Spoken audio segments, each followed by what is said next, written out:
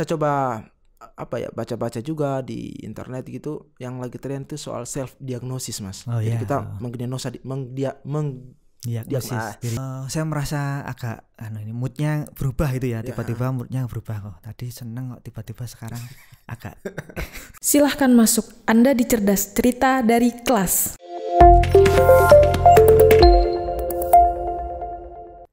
Selamat datang kembali di Cerdas. Bersama saya Oka Golbertus, masih jadi tuan tanah di Cerdas, teman-teman. Kita mengawali podcast obrolan kita kali ini di Cerdas dengan sebuah pengalaman dan cerita pendek dari saya ya, teman-teman, sobat Cerdas. Nah, saya tuh sering mengalami fase di mana agak stres begitu. Kebetulan saya sedikit sibuk ya, nggak sibuk banget, sedikit sibuk dengan tugas kuliah, tapi juga bekerja begitu.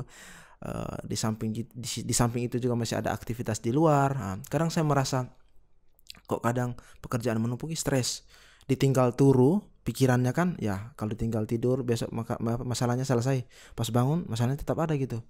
Nah, itu semacam pengantar awal untuk sampai kepada topik obrolan kita kali ini tentang mental health atau kesehatan mental. Nah, sekarang kita undang dari Rumah Pembelajaran Kesehatan Jiwa Yayasan Satu Nama, Mas Patrick, untuk hadir di studio kita, Studio Cerdas. Selamat pagi, apa kabar Mas Patrick? Selamat siang. Oh, selamat siang ya? Saya lupa, sekarang sudah siang. Selamat siang ini ya, kayaknya udah panas ini. Ya, udah panas ya, udah ada AC. Oke. Ya, kabar baik. Oka, gimana kabarmu? Saya juga selalu sehat dan baik karena kita akhir-akhir ini banyak produksi, jadi lebih meningkatkan semangat gitu. Kejar tayang ya? Ya, kejar tayang gitu. Oke, Mas Patrick. Kayaknya saya lihat ada yang berbeda nih dari potongan rambut nih, Mas Patrick. Oh ya? Ya, minggu lalu kita ketemu tuh kayaknya rambutnya masih potongan yang lagi tren-tren itu. Ya, betul. Kok berubah, Mas? Kayaknya ini menyesuaikan suasana hati ya. Oh, suasana hati. Jadi kemarin pengen lebih bebas gitu ya. Jadi agak panjang kemarin memang. Agak panjang, kemudian ini saya juga selain menyesuaikan suasana hati juga menyesuaikan cuaca. Ini cuacanya udah mulai panas ya ini. Jadi saya harus potong rambut biar tetap tidak sumuk. Tidak sumuk ya. Jadi Mas Patrick waktu itu rambutnya agak panjang, tren mulet gitu. Kalau saya agak kurang cocok sih muletnya, nanti gimana ya gelombangnya. Oke gitu. Keren itu. Saya coba. Tapi kayaknya saya sadar diri, Mas. Oh gitu ya. Nah, teman-teman, kita tidak bicara soal rambut kali ini, kita bicara soal mental health atau kesehatan mental. Kebetulan Mas Patrick ini pekarya, kita sebut pekarya ya, di Satu Nama, khususnya di Rumah Pembelajaran Kesehatan Jiwa atau RPKJ. Pernah jadi caregiver juga, Mas ya. Nah, jadi kita ngomong soal mental health. Mas, saya punya pertanyaan yang mungkin cukup konyol ya sebagai orang awam gitu. Ketika saya baca soal mental health atau kesehatan mental tuh ada juga pembahasan di sana soal disabilitas gitu. Saya memulai pertanyaan, kira-kira hubungan antara disabilitas kemudian mental health tuh adanya di mana gitu kira-kira, Mas? Oke. Ya. Mungkin ini yang pertama itu kan sebetulnya mental health itu kan juga bagian dari kenapa itu bisa masuk ke disabilitas, maksudnya penderitanya atau orang yang mengalami gangguan mental atau gangguan jiwa gitu ya. Itu kan juga masuk disabilitas. Jadi kalau menurut Undang-Undang Nomor 8 tahun 2016 tentang disabilitas itu sendiri, itu ragamnya ada banyak. Ada ragam disabilitas, itu ada disabilitas fisik, disabilitas intelektual, disabilitas sensorik, disabilitas mental itu tadi ya. Kemudian juga ada disabilitas ganda gitu ya. Jadi disabilitas mental ini kalau kita sering mendengar itu ada istilahnya ODGJ atau ODMK. Ya, ODGJ itu orang dengan gangguan jiwa. Kalau ODMK orang dengan masalah kejiwaan. Ya, itu jadi ada dua istilah gitu ya. Istilah itu. Kalau ODGJ dan ODMK sendiri tentang kesehatan jiwa itu sebenarnya punya undang-undang sendiri juga. Undang-Undang Nomor 18 tahun 2014 terkait dengan kesehatan jiwa. Tapi kalau yang disabilitas itu di tahun nomor 8, Undang-Undang nomor 8 tahun 2016. Ya, tapi itu masih dipakai, maksudnya istilah ODGJ ODMK sampai saat ini itu sering dipakai untuk jadi memang ada kaitan di situ ya Mas ya. Ada korelasi yang sebenarnya tidak bisa dipisahkan antara mental health kemudian disabilitas dan segala macam. Oke, terima kasih Mas Patrick. Saya mau pertanyaan yang kedua. Mungkin agak serius sedikit. Mas Patrick sebagai caregiver terus kemudian bergerak di isu ini, menangani kemudian mendampingi teman-teman warga dampingan ODGJ di Satu Nama. Sebenarnya pernah sampai di titik kayaknya saya juga sedang mengalami ya bahasa sederhananya stres gitu ya. Itu pernah mengalami nggak gitu Mas? Nah, kalau itu namanya manusia ya. Kita sering mengalami gitu. Maksudnya ini baru saja tadi saya juga agak moodnya nggak curhat nih Mas, curhat. Ya, sedikit curhat ya biar tetap waras ya. Oke. Saya baru saja juga moodnya baru nggak baik-baik saja, tapi ya karena diundang di sini jadi saya berusaha untuk bisa mengelola emosi ya dengan tadi sedikit tarik nafas kemudian cari udara yang segar gitu ya. Itu udah lumayan, sekarang udah agak lumayan. Berarti, ya kalau stres wajar maksudnya karena kita manusia, kemudian juga kita ada emosi, ada pikiran gitu ya. Jadi itu pasti dialami oleh manusia. Kalau kita nggak stres itu malah agak agak aneh. Kalau nggak stres itu ya. Tapi itu kembali lagi maksudnya dengan kita sudah menyadari bahwa kita pasti mengalami stres itu ya. Ya kita berusaha untuk bisa mengelola. Jadi emosi itu nggak hanya dilampiaskan tapi dikelola teman-teman ya. Ya, mengelola emosi ya Mas. Mengelola emosi gitu ya. Berarti ya sama juga ya, berarti kadang kita melihat misalnya psikolog gitu ya atau orang-orang yang ya menangani kesehatan mental segala macam itu, jangan sampai kita pikir mereka kayaknya tidak pernah stres gitu padahal sama aja dengan kita ya Mas. Iya. Itu pasti walaupun mungkin nggak tersampaikan itu ya. Kalau soal ini Mas ya, karena Mas Patrick di Jogja sudah lama, kemudian ketika habis kuliah langsung cemplung di sini ya Mas ya. Itu kira-kira kalau kita bicara konteks Jogja ya Mas, isu kesehatan mental itu sebenarnya seperti apa sih itu? Mungkin bicara soal undang-undang atau bicara soal akses atau apa, mungkin saya minta semacam pendapat gitu atau pandangan dari Mas Patrick soal suasana atau konteks Jogja hari ini terkait dengan isu gitu Mas. Ya, kalau berbicara kesehatan mental di Jogja ya, maksudnya mungkin di Jogja lebih terbuka gitu ya, maksudnya terkait dengan isu kesehatan mental gitu ya, apalagi juga terkait isu disabilitas itu. Maksudnya di Jogja para pelakunya banyak yang bekerja di isu kesehatan mental dan disabilitas, kemudian juga banyak orang itu menimba ilmu di Jogja ya, jadi mereka juga di sini belajar banyak gitu ya. Jadi kalau berbicara tentang kesehatan mental sebetulnya sekarang banyak ya di Jogja yang bergerak di isu itu. Satu Nama sendiri, kemudian juga lembaga-lembaga yang lain, juga kampus universitas itu juga banyak yang sekarang juga peduli soal itu banyak juga gitu. Jadi apalagi sekarang kemarin saya juga baru dapat info yang terkait ini ada undang-undang juga ya, Mas. Sekarang sudah jadi perda, sudah dibahas oleh teman-teman aliansi kesehatan jiwa. Mereka ini sangat aktif itu ya untuk ikut mengawal. Jadi dari peraturan daerah di DIY sendiri nomor 13 kan sudah ada perdanya nomor 13 tahun 2022 tentang penyelenggaraan kesehatan jiwa. Nah, ini nanti tinggal teman-teman aliansi itu mengawal untuk nanti munculnya pergub di DIY. Jadi dengan adanya perda itu juga semakin memberi dasar kekuatan hukum gitu ya untuk kita bergerak di kesehatan mental gitu. Sebenarnya sudah mulai banyak pihak lah yang mulai mempromosikan tentang pentingnya menjaga kesehatan mental, kemudian juga mendampingi teman-teman dengan gangguan jiwa kayak gitu. Kayak Satu Nama ini kan kita juga ada RPKJ ya.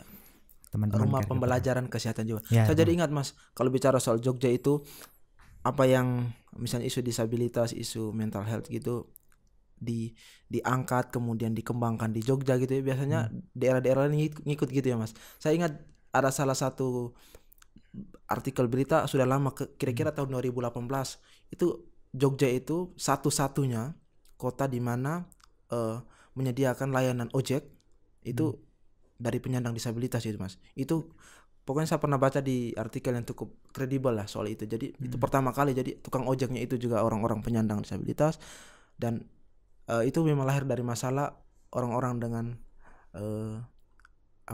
keterbatasan itu, yaitu membutuhkan layanan yang tertentu gitu, jadi disediakan, dan itu Jogja pertama kali Mas waktu itu. Iya.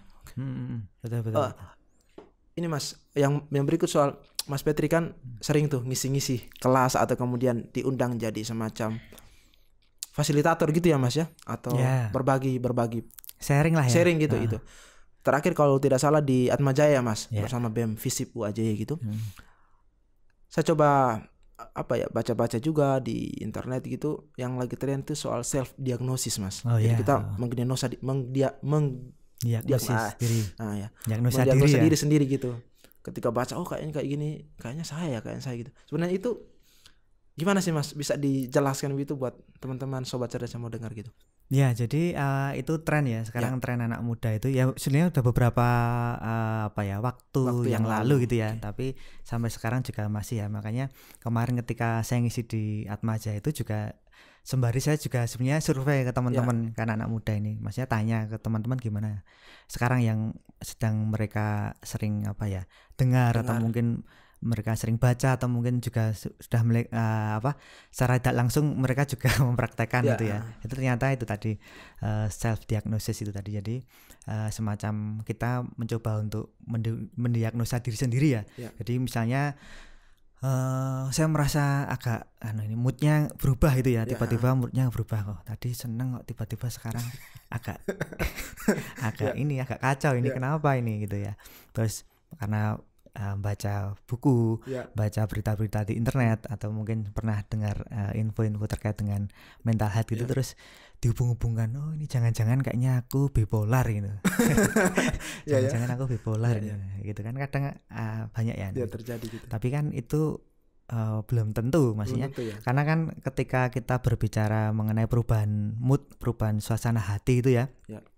Itu kan harus dilihat maksudnya berapa lama gitu ya. Terus apakah itu juga sampai mempengaruhi ke kehidupan kita misalnya gitu dan lain sebagainya. Jadi kalau sebatas hanya perubahan moodnya dari pagi tadi kemudian siang atau mungkin sore bisa jadi itu kan itu malah nanti selain juga membuat kita jadi nggak sehat secara mental ya, karena kita kan akhirnya mempercayai itu ya. Benar. Tapi maksudnya saya nggak akan berbicara ke prosesnya itu, tapi itu yang sekarang terjadi di anak-anak muda. Jadi memang perlu untuk kalau di kesehatan mental dan juga kesehatan yang lainnya kan kita perlu ada ahli itu ya.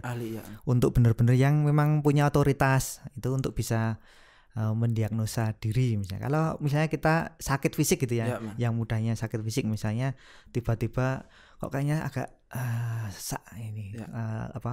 aku ketika bernafas agak susah, kenapa ya? Terus kadang-kala mikir jangan-jangan aku jantung gitu ya. Atau jangan-jangan paru-paru kenapa? Ya, itu kan tetap harus ke dokter ya. Nggak mungkin kita bisa mendiagnosa diri. Itu nanti akhirnya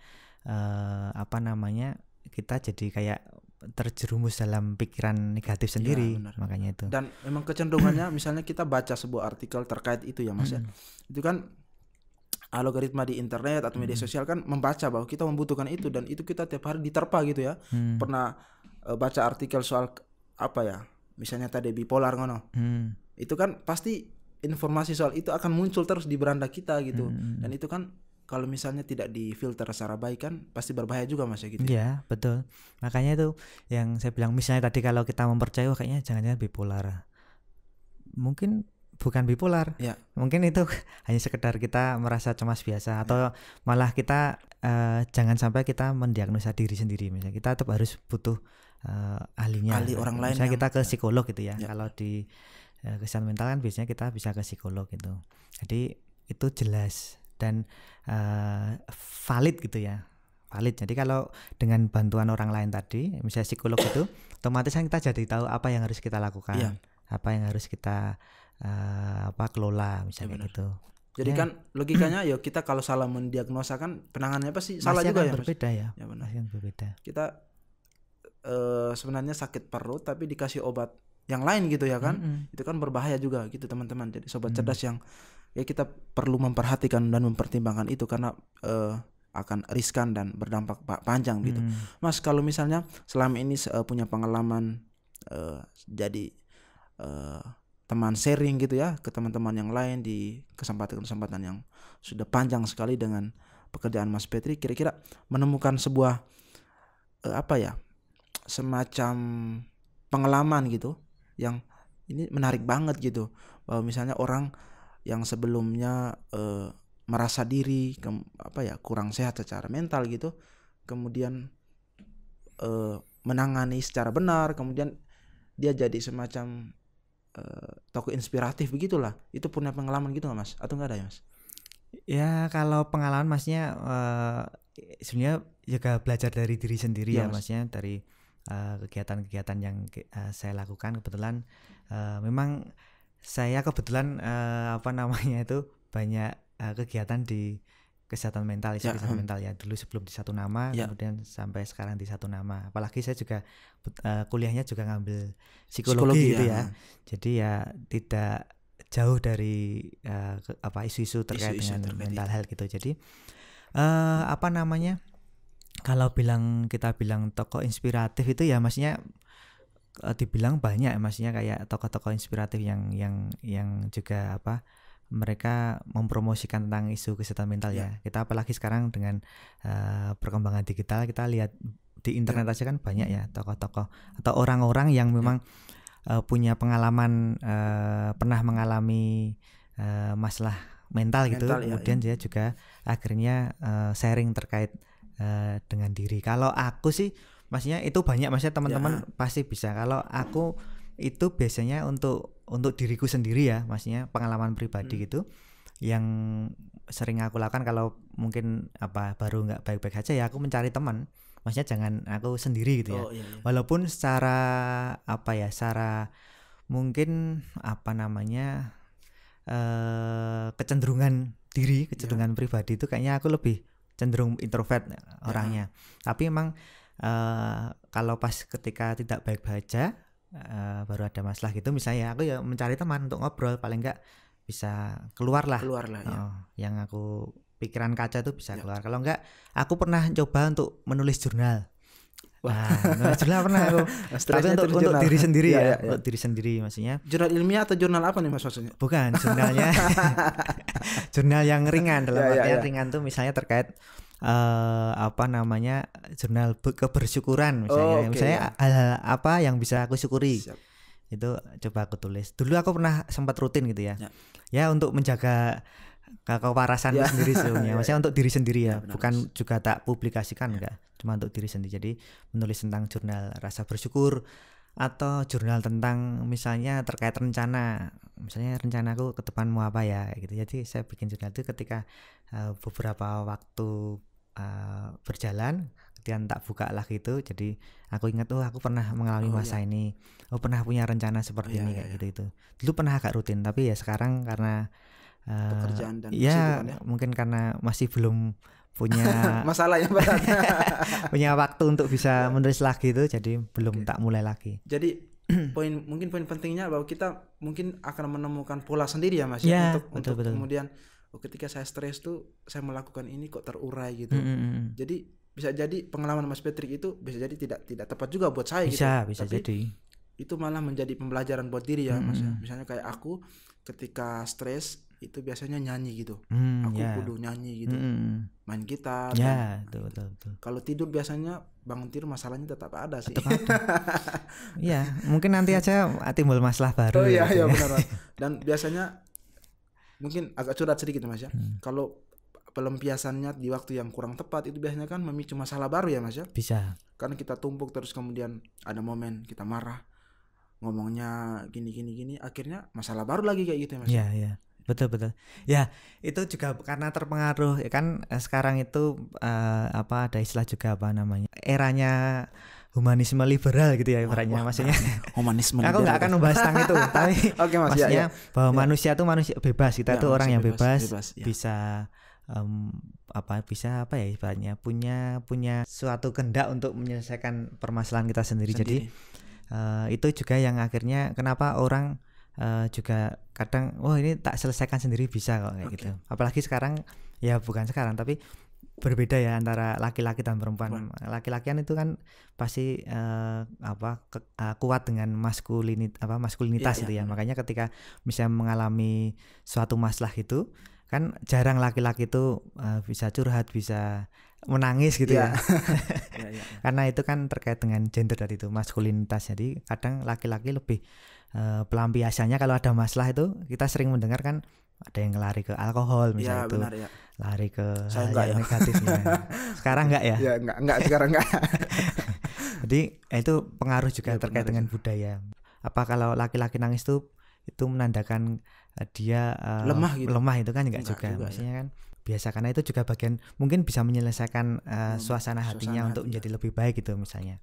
Kayak gitu. Oke, kayaknya menarik sekali sih. Saya cukup terhanyut dengan pembicaraan bersama Mas Patrick gitu soal introvert tadi saya catat coba ingat, terus kemudian otonomi Mas?